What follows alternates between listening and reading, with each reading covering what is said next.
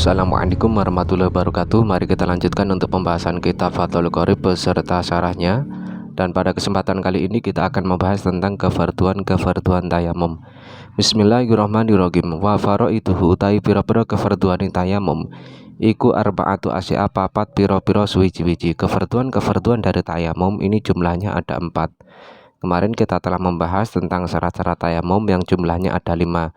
Dan pada kesempatan kali ini kita akan membahas kefarduan tayamum yang jumlahnya ada 4 menurut pendapat Kiai Musonef. Sedangkan kalau di dalam kitab Minhajnya, Imam Nawawi mengatakan bahwa rukun tayamum jumlahnya ada 5. Beliau menambahkan dari 4 yang telah disebutkan Kiai Musonef tersebut, menambahkan anaklu. Apa itu anaklu? Wa huwa tahwilu turab ilal utwi al mamsuhi walau minal hawai, yakni memindah debu kepada anggota yang akan diusap walaupun toh debu itu berasal dari udara. Falau talaqa aturoba minal hawai biyadihi au bikamiki wa masaha bihi wajahu ajzahu. Maka kalau seandainya orang itu menangkap debu dari udara dengan menggunakan tangannya ataupun dengan menggunakan lengan bajunya, kemudian dia mengusapkan ke wajahnya, maka hal itu mencukupi. Wa ada fil majmu'i, kemudian Imam Nawawi dalam kitab Majmu'nya ini mengatakan bahwa rukun tayamum ini jumlahnya ada 6 dengan menambahkan dari 5 di atas ya, dengan qasdu. Qasdu itu apa? Yakni qasdu turabi liyang kulahu, yakni menyengaja debu untuk memindahnya. Wa huwa khairu niyatil lati hiya niyatul istibahah. Dan tujuan memindah debu ini tidak sama seperti halnya niat ketika kita melaksanakan tayamum. Wa ada fi raudhati sab'ah. Kemudian Imam Nawawi dalam kitab Raudhahnya ini mengatakan bahwa rukun tayamum ini jumlahnya 7 dengan menambahkan dari 6 di atas dengan debu. Berarti untuk yang di Fathul Qoribnya ini tidak ada rukun yang berupa naklu, tidak ada rukun berupa al-qasdu, dan tidak ada rukun berupa turab. Wa tamada al-mahsi ma fil minhaj tab'an di Syekhul Khatib. Sedangkan Imam Barmawi ini lebih memilih pendapat yang ada di dalam kitab Minhaj yang jumlahnya ada 5, mengikuti pendapat dari Syekh Khatib.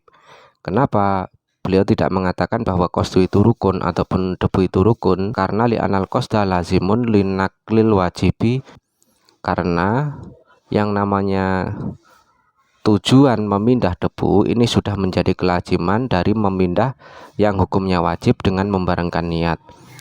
Terus beliau juga tidak mengatakan bahwa debu itu rukun. Imam Barmawi tidak mengatakan bahwa debu itu rukun.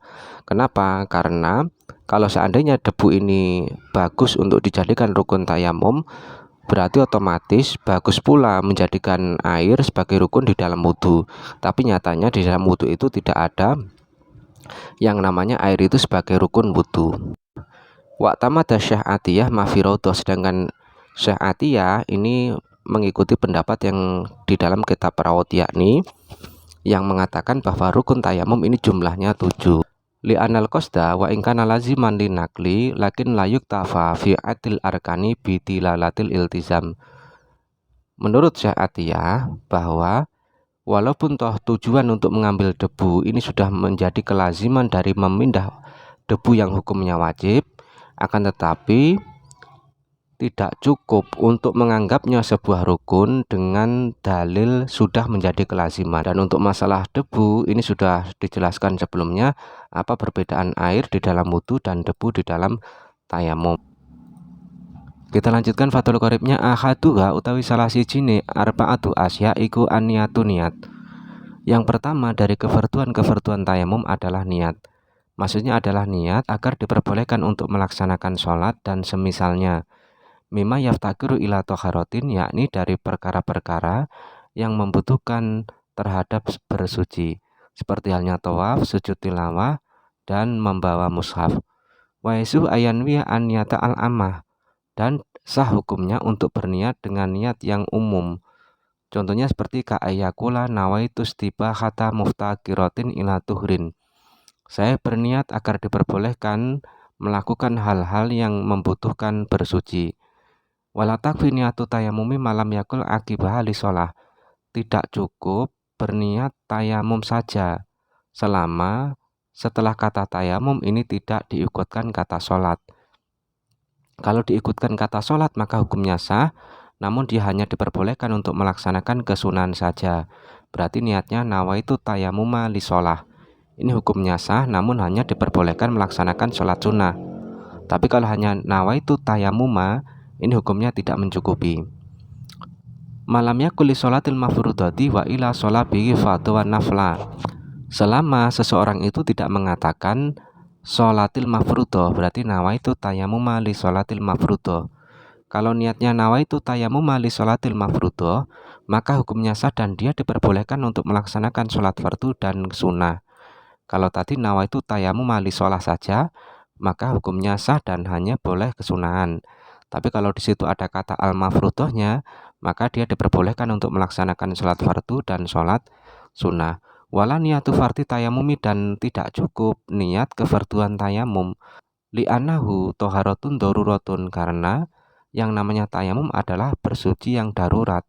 Layasluhu ayakuna maksudan, yang mana tayamum tersebut tidak pantas dijadikan sebuah tujuan utama. Walihada layusanu tajdiduhu, oleh karenanya tidak disunahkan untuk memperbaharui tayamum. Naam in aroda al fardu al badaliyu lal asliu soha. Benar, hukumnya tidak mencukupi dengan niat fardu tayamum. Akan tetapi kalau seseorang itu menghendaki dengan kefarduan itu adalah sebagai ganti saja, bukan yang asli, maka hukumnya sah. Tayamum itu kan ganti dari wudhu. Maka ketika orang itu menghendaki dengan kata fardhu tayamum itu adalah mengganti daripada wudhu, bukan yang asli, maka hukumnya sah. Wa fa'ala ma bihi duna sholati wa ma fi ma'nahu fardhon wa naflan, dan diperbolehkan baginya untuk melakukan hal-hal apapun selain sholat dan yang semakna sholat, fardu dan kesunahan. Wala niyatu raful hadasi li annahu la yarfa'u, dan tidak cukup pula berniat menghilangkan hadas, karena yang namanya tayamum ini tidak menghilangkan hadas. Naam, tidak mencukupi niat menghilangkan hadas.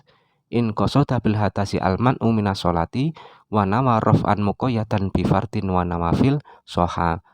Ketika seseorang itu menyengaja dengan kata hadas ini adalah penghalang dari sholat, dan dia berniat untuk menghilangkan penghalang tersebut, yakni dari fardu dan kesunahan, maka hukumnya sah. Jadi ketika ada orang berniat nawaitu tayamum mali rafil hadasi, kata hadas ini kalau tujuannya adalah sebuah penghalang untuk melaksanakan sholat dan dia berniat untuk menghilangkan penghalang itu, maka hukumnya sah. Kita teruskan Fathul Qoribnya. Wa fi ba'di nusahi, ikut tetap ing dalam sebagian tulisan arba'u khisolin utawi dawa arba'u khisolin. Dan di sebagian tulisan matan ini ungkapannya tidak dengan arba'atu asya, tapi dengan arba'u khisolin. Niatul fardi rupane niat fardu. Ini adalah batal dari kata aniat yang telah disebutkan sebelumnya. Fa inna wa mongkelamun niat sapa al mutayammim wong kang tayamum al fardhu ing kefarduan wa naflan kesunahan istabahahuma, mongko amrih kewenangan sapa mutayammim ing fardhu wa nafal. Ketika seorang yang bertayamum ini berniat kefarduan dan kesunahan, maka baginya diperbolehkan melaksanakan kefarduan dan kesunahan. Awil fardhu utawa niat fardhu faqat alih beloko istabaha, mongko amrih kemenangan sapa mutayammim aku sertane fardu anafla ing kesunahan wa sholatal janazah lan sholat janazah aitun halih malih.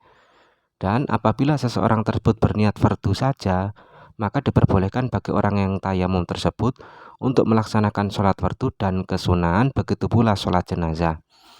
Awi nafla utawa niat kesunahan fakot alih beloko lam yastabih, mongko ora amrih kewenangan sapa mutayammim ma'aku sertane nafal al fardu ing kefarduan. Apabila seseorang tersebut berniat kesunahan saja, maka tidak diperbolehkan baginya untuk melaksanakan kefarduan besertaan dengan kesunahan tersebut. Wa kadalan kaya mengguno awin nafla fakot launa walamun niat sapa wong as-sholata ing sholat.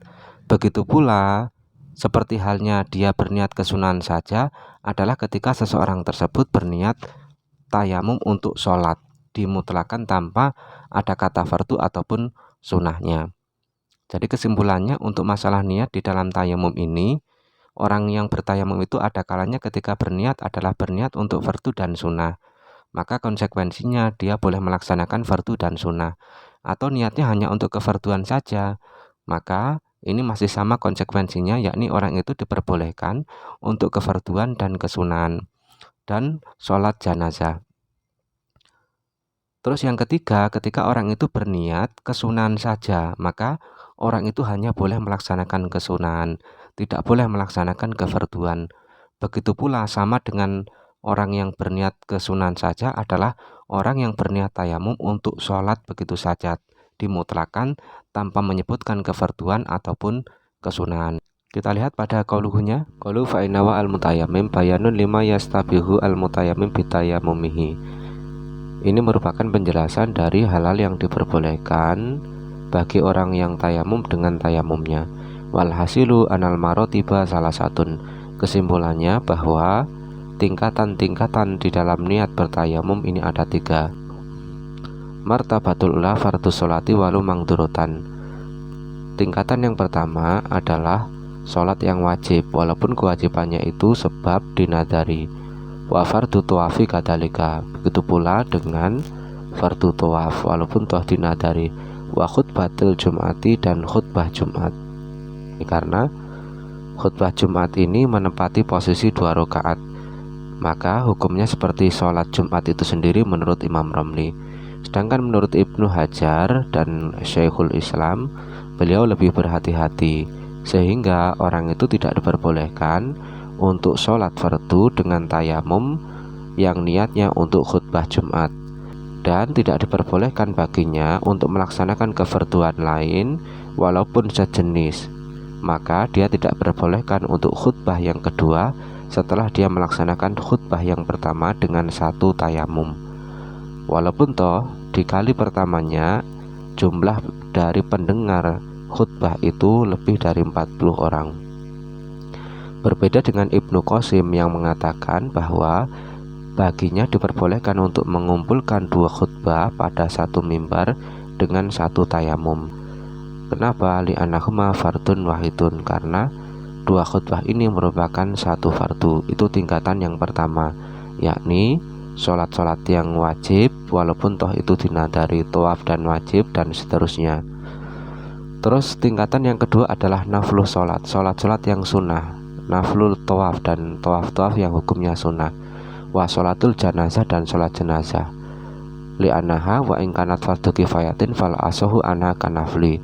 Sholat jenazah walaupun toh itu fardu kifayah, tapi posisinya dia seperti halnya sholat sunnah.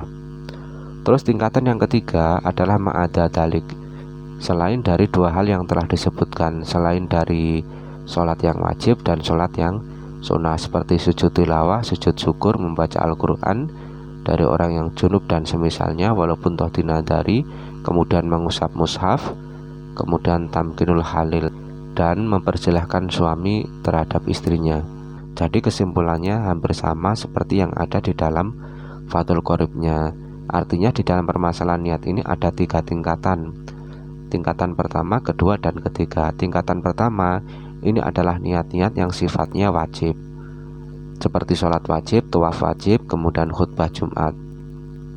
Ketika seseorang itu sudah berniat pada tingkatan pertama, umpama niatnya adalah sholat yang wajib ya, maka dia diperbolehkan 1 hal dari tingkatan pertama tersebut, seperti tawaf dan lain sebagainya, walaupun toh selain dari yang diniati. Kalau niatnya umpama nawaitu tayamum malis sholatil mafruḍah umpama, maka baginya diperbolehkan untuk melaksanakan tawaf yang wajib. Tawaf wajib ini kan tidak diniati, ini tidak masalah ya. Dan selain itu dia juga diperbolehkan melaksanakan seluruh kegiatan pada tingkatan kedua dan ketiga. Terus yang kedua, ketika seseorang itu berniat untuk kesunahan, baik kesunahan sholat ataupun kesunahan tawaf, maka diperbolehkan baginya untuk melaksanakan semua hal yang ada pada tingkatan kedua dan yang ketiga, bukan tingkatan yang pertama.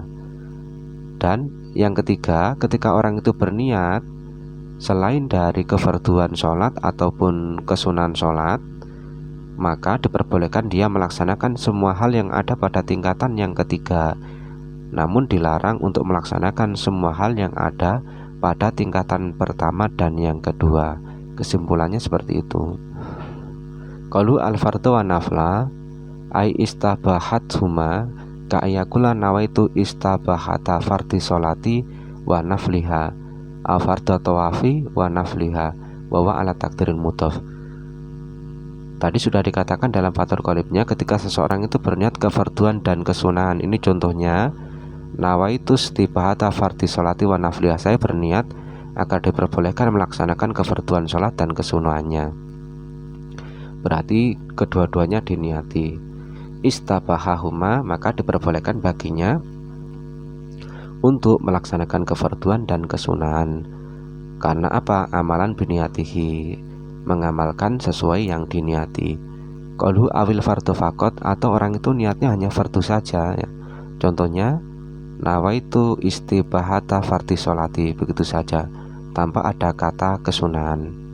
Maka diperbolehkan baginya untuk melaksanakan kefarduan, begitu pula kesunahan.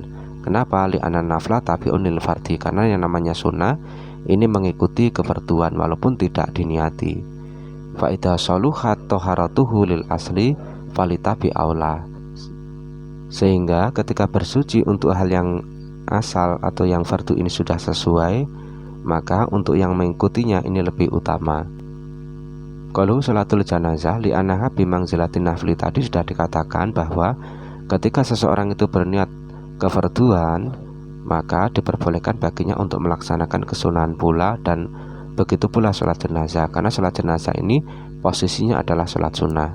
Qauluhu awin nafla faqat, tadi sudah dikatakan pula bahwa ketika ada orang berniat kesunahan, maka baginya hanya diperbolehkan untuk melaksanakan kesunahan-kesunahan dan dilarang untuk melakukan kefarduan. Contohnya, nawaitu istibahatan nafli sholat, saya berniat agar diperbolehkan untuk melaksanakan kesunahan sholat. Lam yastabi ma'u fardu, maka tidak diperbolehkan baginya untuk melaksanakan kefarduan yang sifatnya adalah fardu ain. Berbeda dengan kefarduan kifayah, maka diperbolehkan baginya untuk melaksanakan kefarduan kifayah tersebut.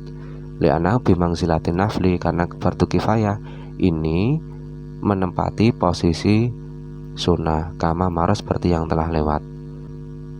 Qalu wa kata lau nawasolah, begitu pula ketika seseorang itu hanya berniat sholat saja, maka tidak diperbolehkan baginya untuk melaksanakan kefarduan. Li'anna sholata indal itlaqi tunazzalu ala aqali darajatiha, karena sholat ini ketika dimutlakan ini ditempatkan pada minimal derajatnya sholat, yakni adalah kesunahan. Walidhalika lau akhrama bisolah fa inna sholatahu tan'aqidu naflan. Oleh karenanya ketika seseorang itu takbiratul ihram dengan sholat, dengan niat sholat, maka sholatnya akan menjadi kesunahan. Kita lanjutkan Fathul Qoribnya.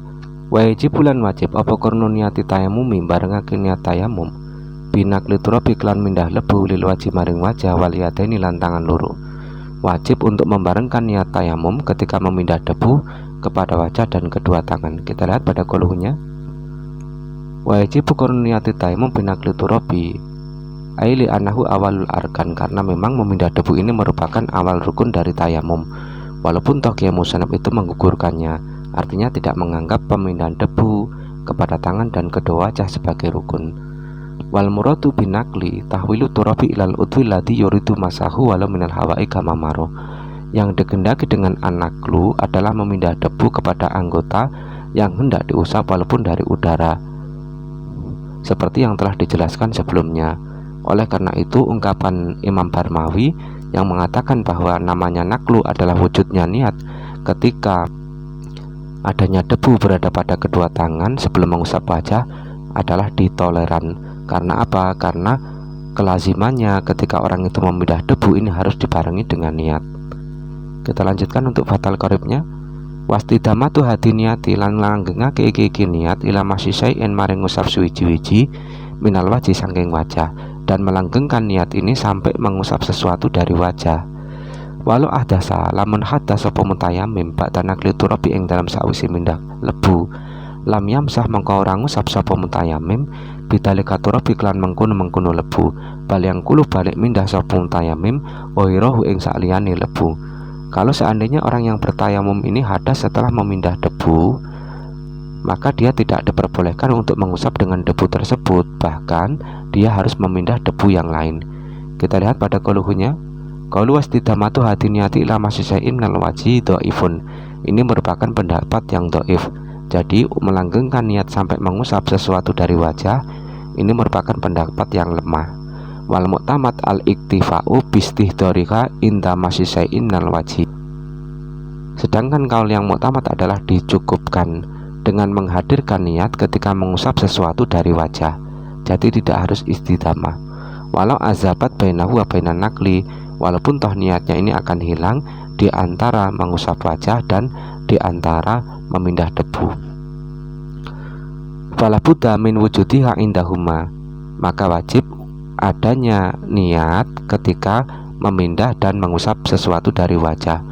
Walidzalika yaquluna, oleh karenanya para ulama mengatakan laha mahalani, niat ini memiliki dua tempat, indah nakli, satu ketika dia memindah, wa indal masyi, dan ketika mengusap. Walam yaktafi biwujudiha indah nakli, dan tidak dicukupkan wujudnya niat ketika memindah. Li'anahu wa in kana ruknan fahuwa ghairu maksudin fi nafsihi, karena yang namanya memindah walaupun toh dia rukun, namun dia bukanlah tujuan utama. Bal wasilatun lil masyi, bahkan namanya memindah ini hanyalah sebuah perantara untuk mengusap wajah. Qauluhu walau ahdasa ba'da nakli turabi lam yamsah bidzalika turab. Tadi sudah dikatakan bahwa ketika seseorang itu hadas setelah memindah debu, maka dia tidak diperbolehkan menggunakan debu tersebut untuk mengusap wajahnya. Ini adalah pendapat yang dhaif. Sedangkan pendapat yang mu'tamad, anallahu ayam sahabihi bisarti ayujadita niyata qoblal masih. Sedangkan pendapat yang mu'tamad, baginya diperbolehkan untuk mengusap dengan debu tersebut, dengan syarat dia memperbaharui niat sebelum mengusap kepada wajah. Wa yakunu hadza naklan jadidan. Maka dengan demikian ini merupakan pemindahan yang baru. Jadi tidak perlu kita memindah debu yang baru ya, cukup kita berniat lagi.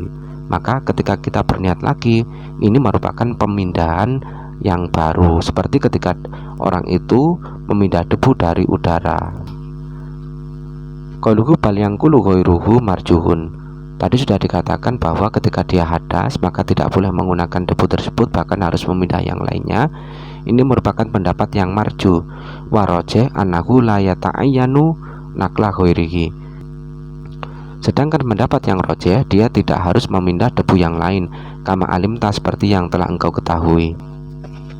Kita lanjutkan untuk fathul qaribnya. Wasani utai kang kaping pindho wasalisu lan kaping telu iku masul waji, ngusap wajah, wa masul yadaini lan ngusap tangan loro, ma'al mirfaqani sertane sikut loro.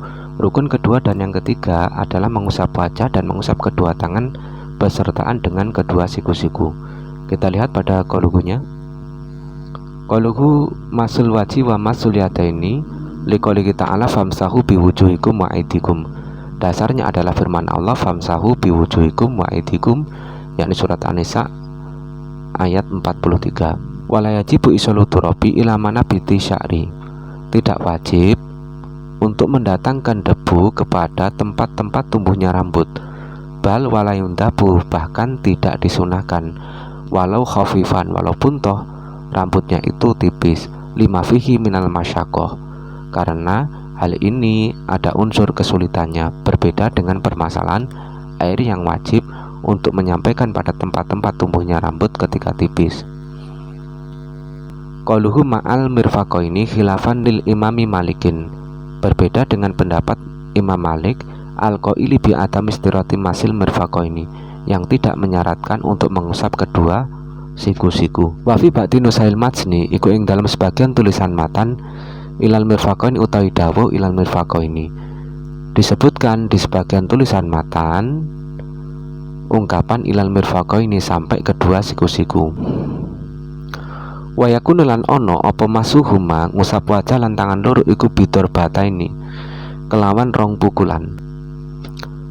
Walau doa lan namun nyelehake sapa wong ya tau ing tangane wong ala turabin ing atase lebu naimin kang alus fa alikonu likelat biya kelawan lawadoan niku apa turubun lebu min ghairi darbin kelawan tanpa mukul kafa mongko nyukupi apa lawatua.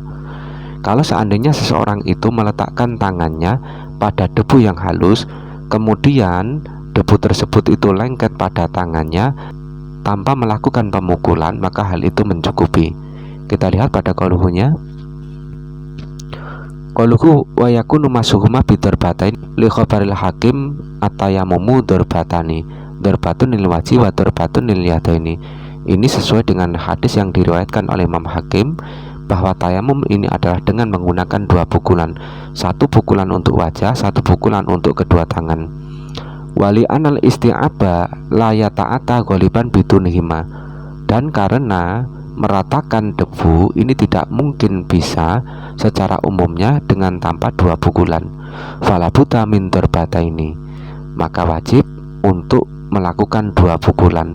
Wa in amkana bidarbatin bi khirqatin wa nahwiha, walaupun toh mungkin melakukan 1 pukulan saja dengan menggunakan kain dan semisalnya. Fala daraba bi khirqatin wasi'atin ala turabi wa wadu'aha ala wajihi wa yadaini ma'an wa masaha biha wajahu wa yadaihi lam yakfi. Kalau seandainya seseorang itu memukulkan debu dengan menggunakan kain yang lebar, kemudian dia meletakkan kain yang telah dipukulkan pada debu tersebut langsung kepada wajah dan kedua tangannya secara bersamaan dan mengusap dengan kain yang lebar tersebut wajah dan kedua tangannya, maka hukumnya tidak mencukupi.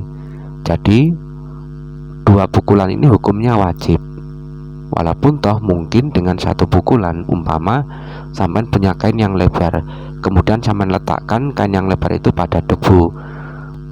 Setelah itu kain itu sampean usapkan pada wajah dan tangan secara bersamaan. Ini hukumnya tidak mencukupi, walaupun bisa tapi tetap tidak mencukupi. Balabuta min naklatin ukhra yamsau biha juz'an min yadaihi walau usbu'an wahidan.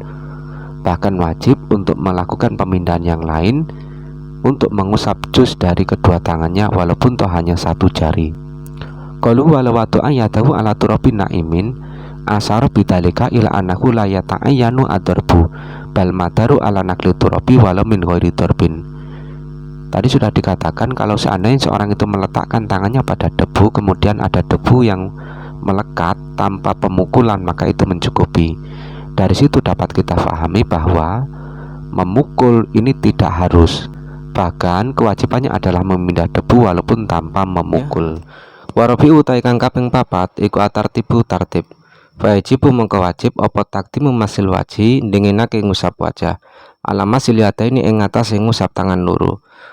Rukun tayamum yang keempat adalah tertib, maka wajib mendahulukan mengusap wajah dan mengakhirkan mengusap kedua tangan. Sawaun iku padha uga tayamama utawi yen to tayamum sapa wong an hadasi asghar sanging hadas cilik au akbar utawa hadas gede, baik orang tersebut tayamum untuk hadas kecil ataupun hadas besar. Walau taro kalamun ninggal sapa wong atartiba ing tertib lam yasiha mengko rasa apa tayamum. Kalau seseorang itu meninggalkan tertib di dalam tayamum, maka tayamum tersebut hukumnya tidak sah. Wa am'ah tuturabi anapun utai ngalap lebu lil wajib maring wajah waliyadani lan tangan loro.